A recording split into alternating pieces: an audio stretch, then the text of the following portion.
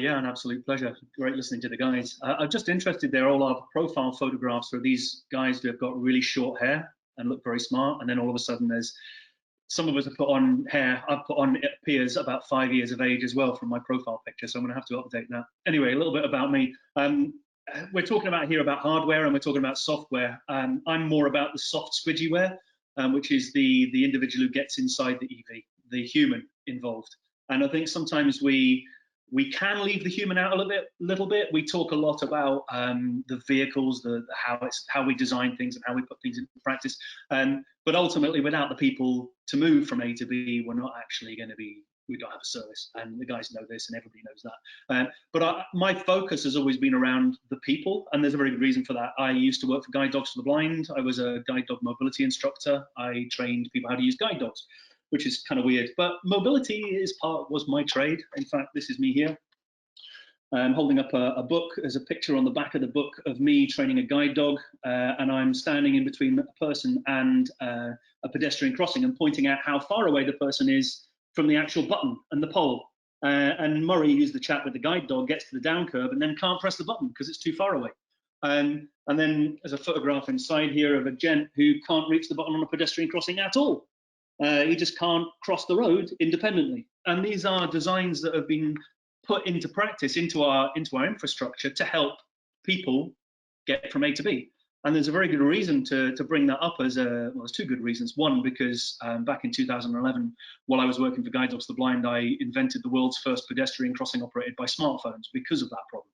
So next to crossing, phone presses button at crossing. It's the simplest thing in the world, but it's only seen because I was the person who was following the blind person everywhere and going, oh my God, they can't cross the road. So when you add the person into the problem or into the solution even, unless the person is a very, very serious part of the solution, the end solution doesn't fit what they need.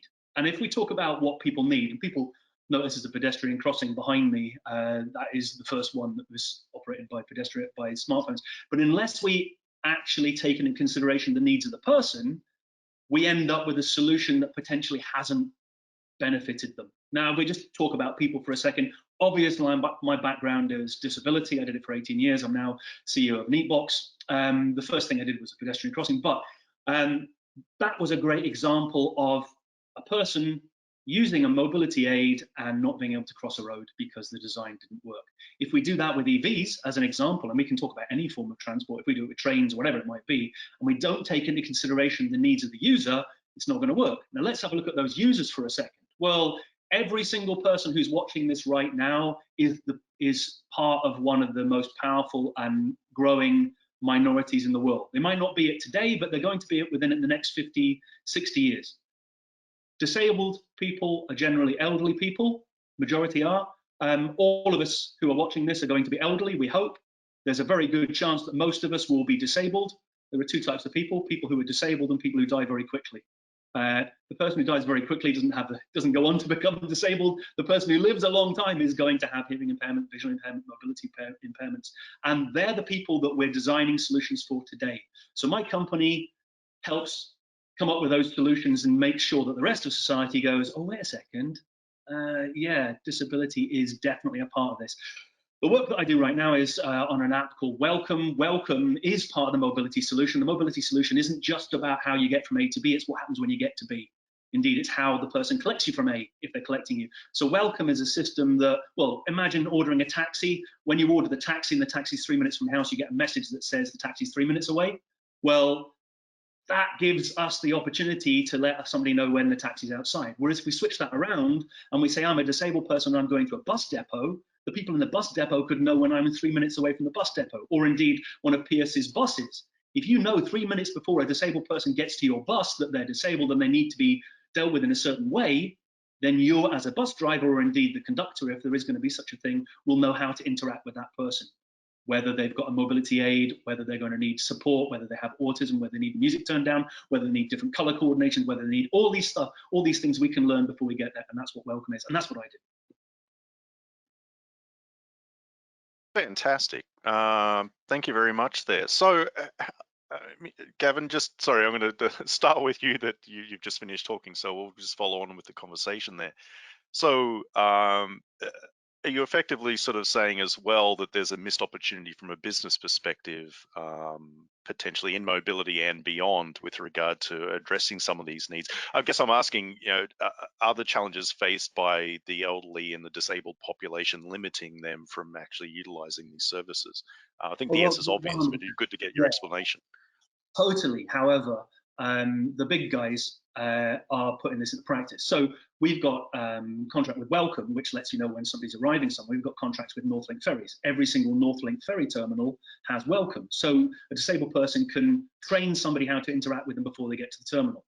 But that was Northlink ferries who went looking for solutions. The challenge we have when we're starting out with solutions, and I love what the guys are doing and have done, it's amazing, and I know because I've been there the last few years, but is how do you build that stuff in at the very start? How do we and Scotland's got the most amazing entrepreneurs, it really does, and we've got fantastic ability to use Scottish Edge and Scottish Enterprise and the like, but how do we make sure that the people who have the ideas also have an understanding of who they need to design for? Because retrofitting solutions for this part of the population is a nightmare. It's bloody expensive.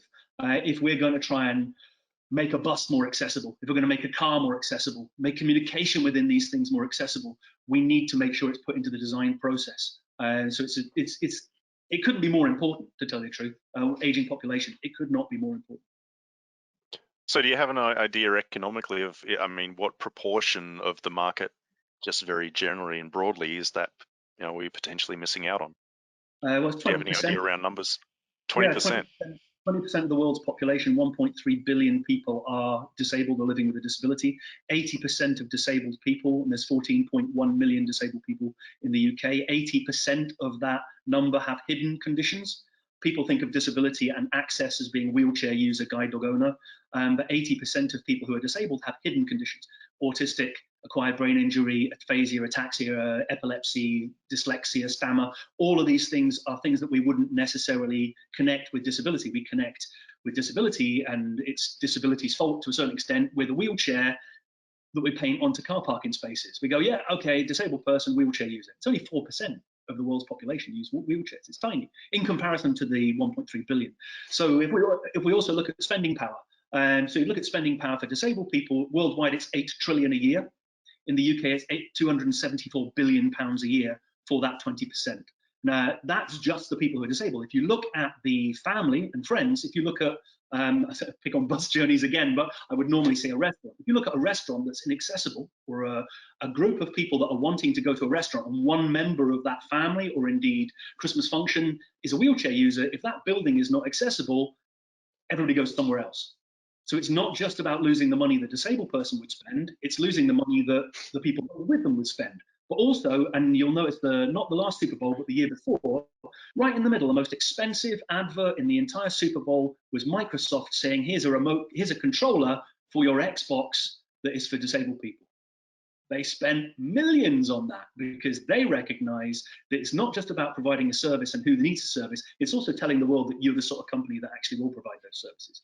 And they recognize that there's money and PR in that. They're not cynical. No big business is ever cynical, for sure. They're doing it because they know that the people are actually more inclined to want to look at their company if they are a human company, sustainable human company. I'll shut up now.